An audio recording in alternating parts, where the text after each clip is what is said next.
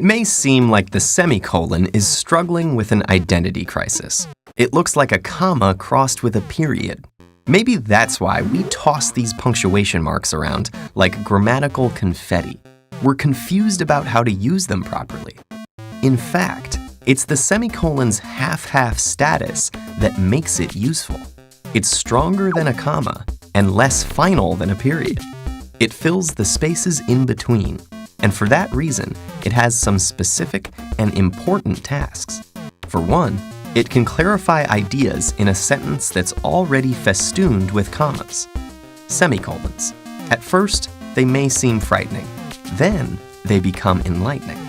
Finally, you'll find yourself falling for these delightful punctuation marks. Even though the commas separate different parts of the sentence, it's easy to lose track of what belongs where. But then the semicolon edges in to the rescue. In list-like sentences, it can exert more force than commas do, cutting sentences into compartments and grouping items that belong together.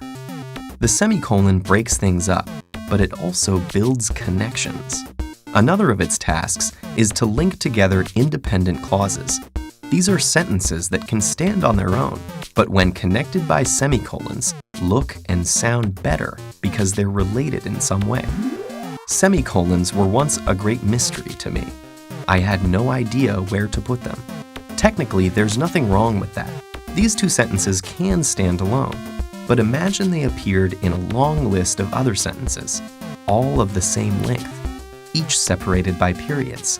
Things would get monotonous very fast. In that situation, semicolons bring fluidity and variation to writing by connecting related clauses. But as beneficial as they are, semicolons don't belong just anywhere. There are two main rules that govern their use. Firstly, unless they're being used in lists, semicolons should only connect clauses that are related in some way. You wouldn't use one here, for instance. Semicolons were once a great mystery to me. I'd really like a sandwich. Periods work best here, because these are two totally different ideas. A semicolon's job is to reunite two independent clauses that will benefit from one another's company, because they refer to the same thing.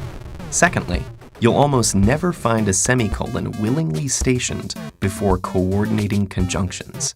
The words and, but, for, nor, or, so, and yet. That's a comma's place, in fact.